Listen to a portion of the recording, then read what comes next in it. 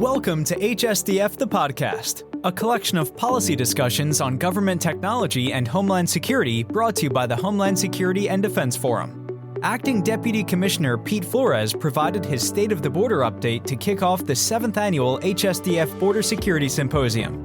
This panel explores the intricate landscape of border security, focusing on the evolving threats and the strategies employed to manage them while supporting economic growth. The episode delves into the balance between national security measures and fostering commerce amid a rapidly changing environment.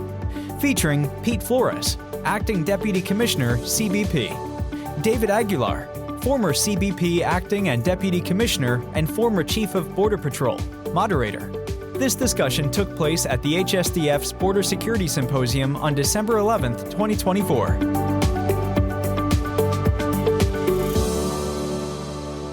I just want you to know that I asked Pete, I said, do you have a preference on which chair you want to take? He says, no, I don't have a good side, so.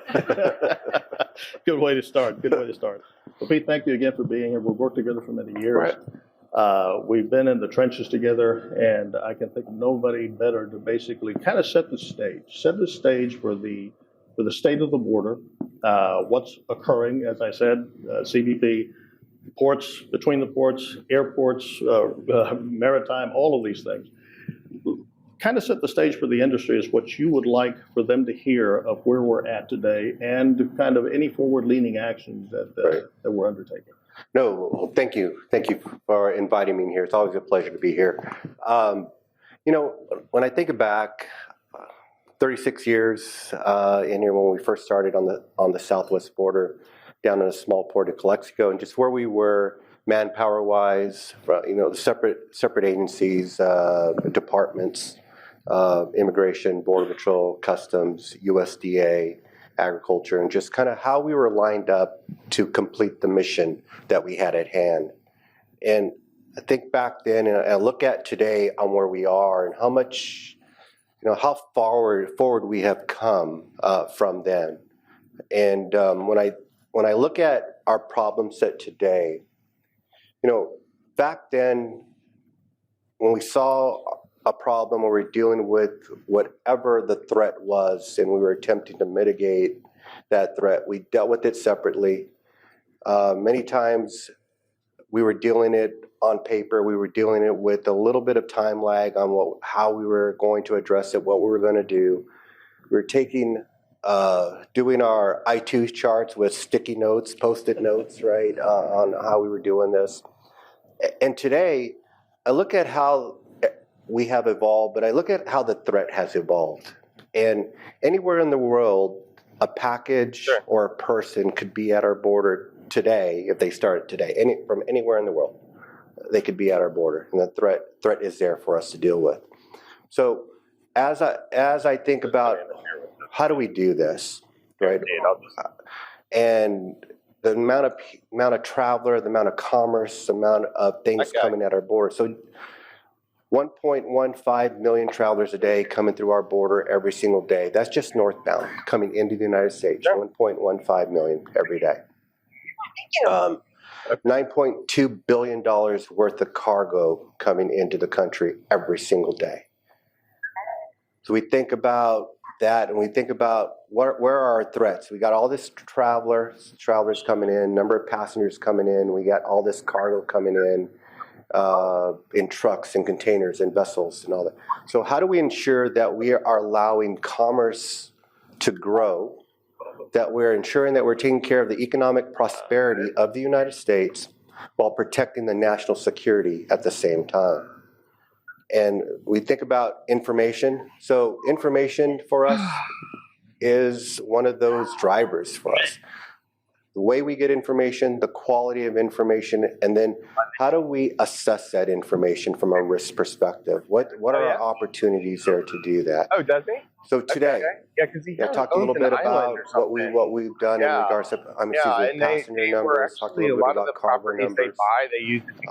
From a terrorism standpoint and national security standpoint, we see that threat continue to evolve from us, from Eastern Hemisphere and how they get into the Western Hemisphere and showing up at our ports of entry or in between our ports of entry. We see that continuously evolve for us. We see the threat of encounters along the southwest border, along the northern border, and in our maritime. That's great. So I've never been. at the height of I what we're want to. dealing with, right, 2.5 million encounters that Border Patrol was dealing with and what we're doing, along the border. Today, since June, we have really seen those numbers start to come down for us. So since June, when I start to look at what our numbers are on encounters, that has come down about 55% since June when we take June through the end of the year. Okay. The number of gotaways for us on Border Patrol has also come down about 60%. Have come down. The number of gotaways have come down since June. When I look at our northern border, the number of encounters on our northern border has also dropped since June to about 69%. So October of this year, Border Patrol had about 61,000 encounters, right? Cool. And that compared to October of last year is about 69% drop on what we would have saw in October of last year. So as we look at those start to drop and what we're doing, which allows then our men and women to start doing enforcement work, to be proactive on what we're doing in between our ports of entry, at our ports of entry, what we're doing on the roadways, how we're coordinating and collaborating with state and local and other federal partners on what we're doing in regards to that. Fentanyl, over the last 2 years, we've seized 50,000 pounds of fentanyl in the last 2 years. Just the amount of what that looks like, and we continue to see the threats of precursors, additives, xylazines. We continue to see that threat coming across our borders. So from a finished product and fentanyl, methamphetamine coming into the United States, we see that coming in from Mexico. That we know that threat, especially from a fentanyl perspective. It is Arizona and California where we see that threat coming in for us, or that we're dealing with it. And we have taken a number of proactive steps in order to deal with the fentanyl threat very specifically in regards to coordination with state and locals, in regards to coordination with our federal investigators and partners out there, in coordination at the department level, at the White House level, on what we're doing in regards to proactively going after that threat. We have had a number of operations, and we continue to interact with our investigative partners and Mexico, which then brings me to the point of state of the border and what's important for us. So our border should be our last line of defense when we're really talking about what we're doing at the border. We have men and women who are on the border, and they do a fantastic job every day of keeping bad things and bad people out of the border while allowing legitimate trade and traffic to come across our borders for our economic prosperity. But that should be our last line of defense. So as we continue to work with foreign governments on what we're doing with mutual recognition agreements and what we're doing with customs agreements out there, continue to push how do we share information, expanding our footprint worldwide. We've expanded our footprint in Mexico. We expanded our footprint in our Central America countries. We're continuing to expand our information sharing and information flow to other countries. I was just in Saudi Arabia last week in regards to talking to them about how do we expand information flow between us, right? How do we get individuals there in a joint security program on how do we share information on travelers, on cargo? How do we implement different programs that we're vetting against hot lists and vetting against terrorism and vetting against compliance? How do we start to share information there? After I'm done here, I'm flying into Mexico City. So I'll be in Mexico City once I leave here to go talk to Mexico. But how do we continue our partnership? How do we continue to interact with each other from an enforcement, from a compliance, right? We have individuals embedded units and at airports and at different places across Mexico to ensure that we're sharing that information, that we're getting some help on the front end in regards to deterrence, in regards to repatriations from foreign countries. So people not getting on planes or are allowed to go forward based on risk and threat. To be able to do that and be able to push what we have out. From a technology standpoint, there are a lot of opportunities, I think, for us from a technology standpoint.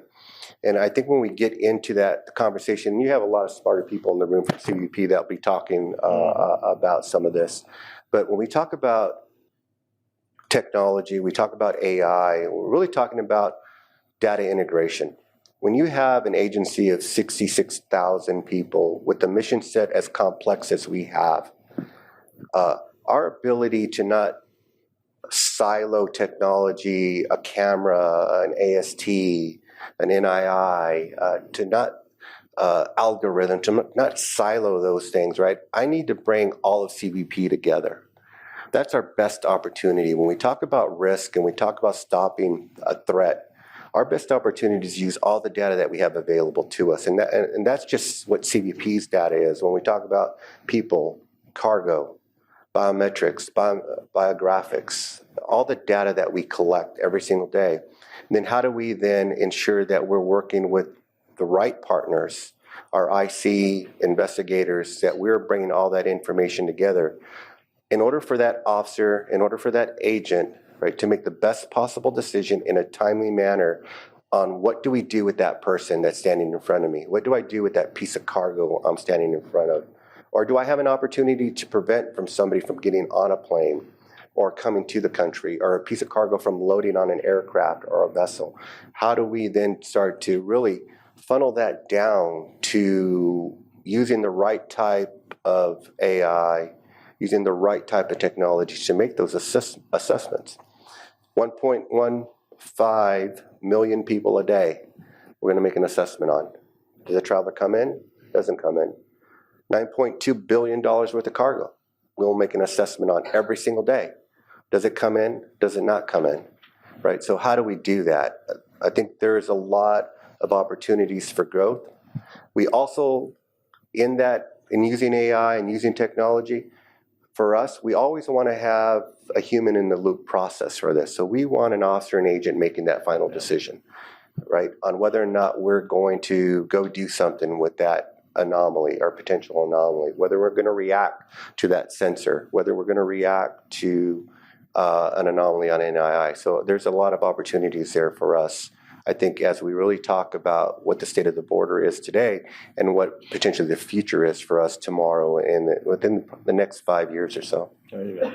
So one of the things that you mentioned was all CBP together.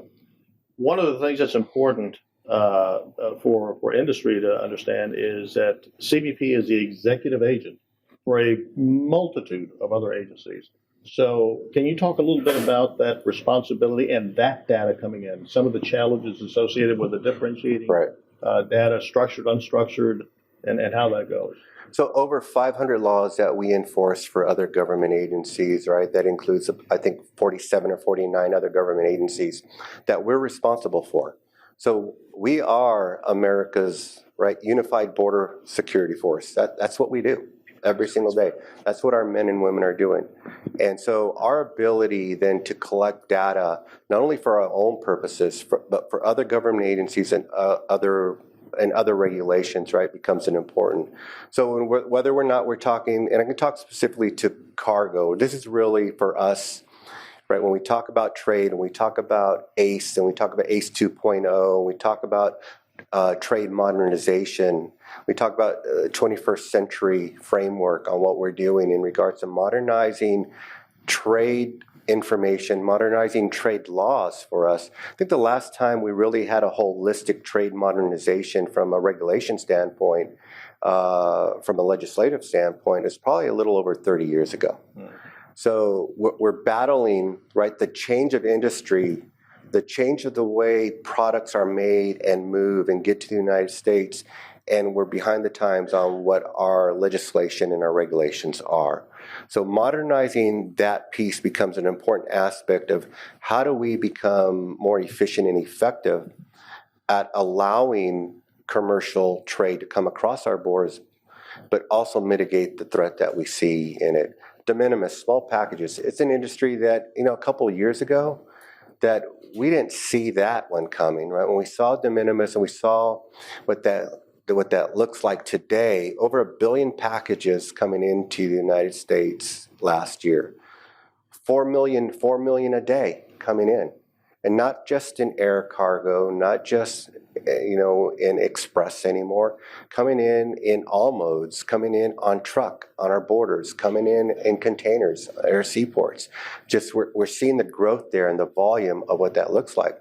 And when we think about what that is and what the threat is from all aspects, right? Whether that's a terrorism threat, whether that's a narcotic threat, whether that's a health and human safety threat on products coming in that shouldn't be coming in, that's a big vulnerability for us. So as we look to ensure that we're collecting the right information, to ensure that we're getting the right information to the right partners to make those determinations on a product should come in or shouldn't come in or should be inspected, and then our own enforcement authorities, right, collaborating on that piece. And I think we're thinking about it the right way.